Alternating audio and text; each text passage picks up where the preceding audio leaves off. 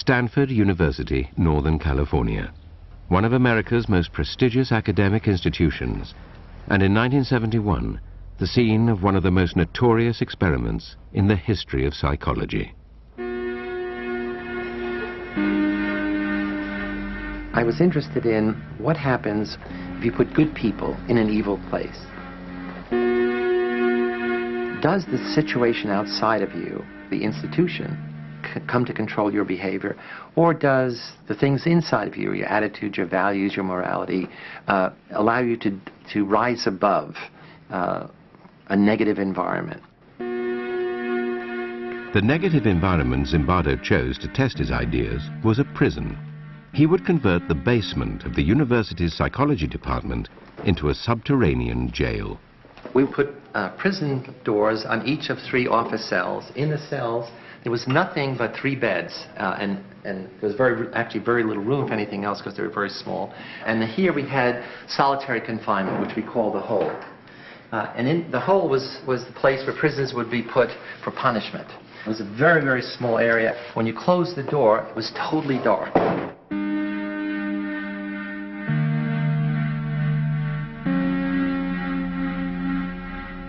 All the guards wore military uniforms, and we had them wear these silver reflecting sunglasses.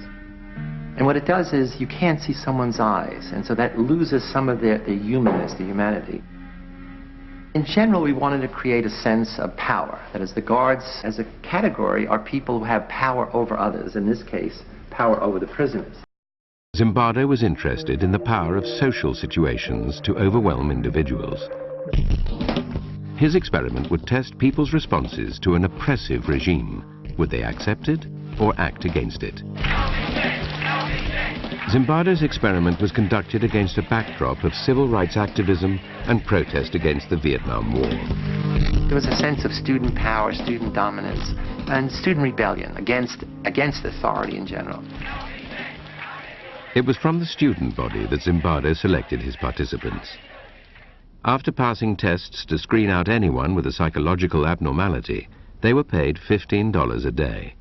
Each was randomly assigned to the role of guard or prisoner. I was 20, and that September I was going to college, and it would be nice to have a summer job, but there sure wasn't a lot of time left.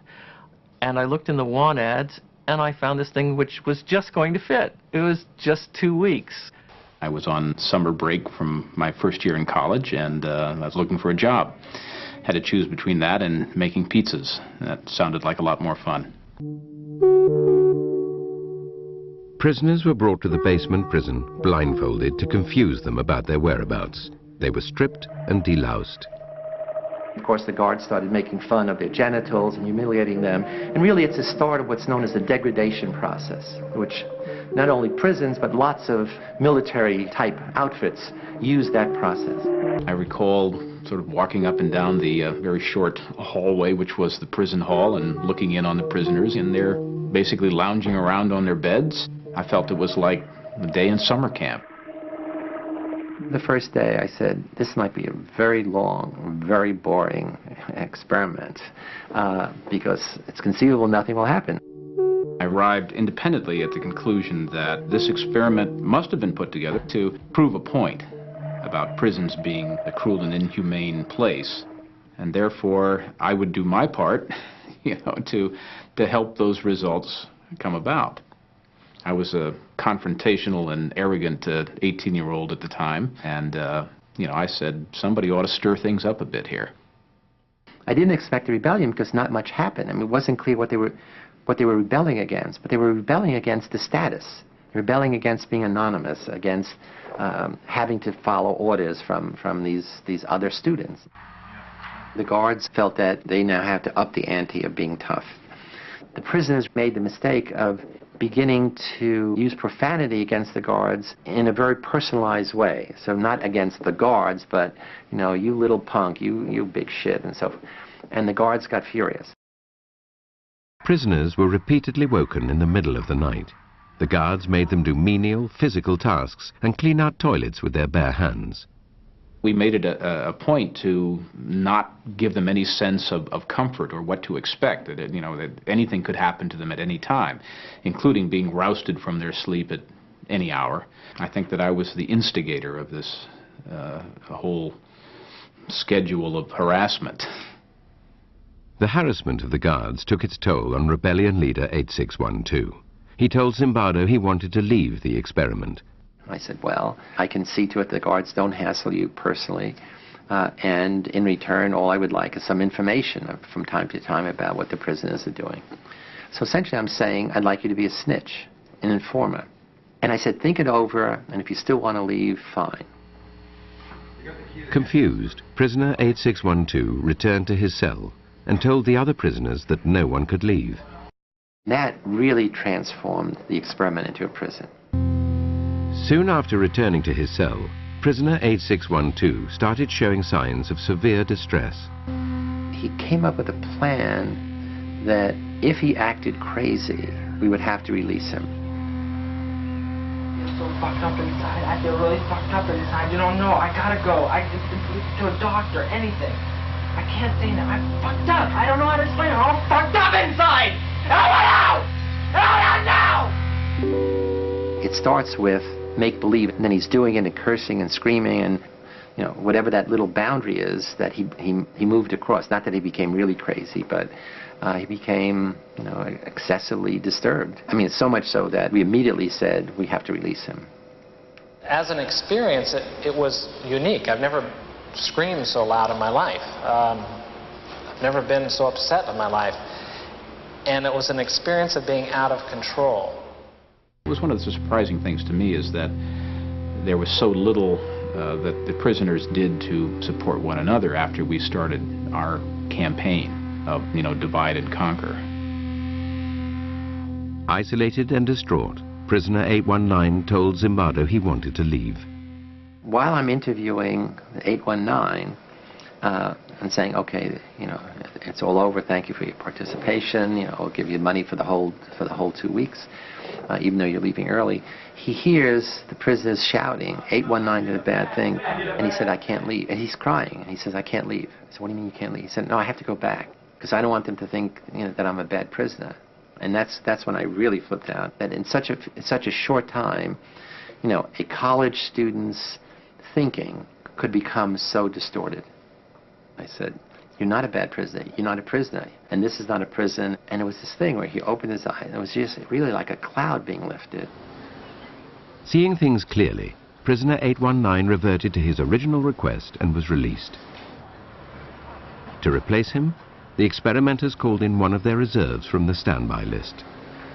I got a phone call saying, are you still available as an alternate? Kind of cheery female secretary voice. I said, yes, sure. And so she said, could you start this afternoon? And I said, yes, sure. And my role in the experiment really began.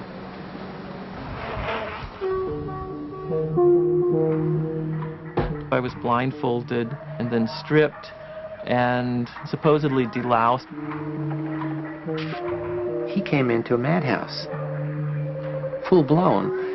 All of us had gradually acclimated to the increasing level of aggression, the increasing powerlessness of the prisoners, the increasing dominance of the guards. And he comes in and says, what's happening here to the other prisoners? And they said, hey, you better not make trouble. It's really terrible. It's a real prison.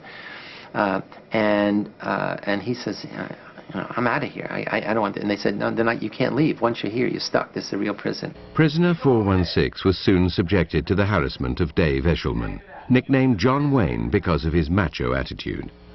I just watched a movie called Cool Hand Luke, and the mean, intimidating, Southern prison warden character in that film really was my inspiration for the role that I created for myself. He was creative in his evil. He would think up very ingenious ways to degrade, to demean the prisoners. One of the best guards was also on that shift, and instead of confronting this bad guard, the sadistic guard, essentially because he didn't want to see what was happening, he became the gopher. He would go out to get the food and things of this kind. And that left the John Wayne guard and another guard on that shift to be dominant. Prisoner 416 decided to go on a hunger strike. They were pushing my limits, but here was a thing that I could do that could push their limits. I thought, how dare this newcomer come in and try to change everything that we had worked for the first 3 days to set up, and by God, he's going to suffer for that. We would use our nightsticks to bang on the door, and we would kick the door so hard that, it must have, shaken him very seriously inside, scared the life out of him. He yelled at me and threatened me and actually sort of smashed a sausage into my face to try to get me to open up. In fact, the prisoners accept the guard's definition of him as a troublemaker. I remember some of them saying, would you eat, goddammit? We're sick and tired of this. And, that was proof that, there was no solidarity, there was no support between the prisoners. The study showed that power corrupts, and how difficult it is for people who are the victims of abuse to stand up and defend themselves.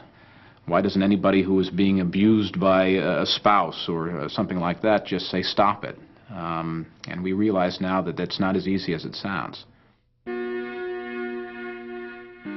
By the end of the 5th day, 4 prisoners had broken down and been released. 416 was on the 2nd day of his hunger strike, and the experiment still had another 9 days to run. At this point, a fellow psychologist visited Zimbardo's basement prison and would witness the brutality of the experiment firsthand. The guards had lined up the prisoners to go to the toilet, had bags over their head, chains on their feet, and were marching by. And I looked up and I saw this circus, this parade, and I said, hey, Chris, look at that. I looked up and I just began to feel sick to my stomach. I had this just chilling, sickening feeling of watching this, and I just turned away, and I just let loose in this emotional tirade. I just lost it. I was angry, scared. I was in tears.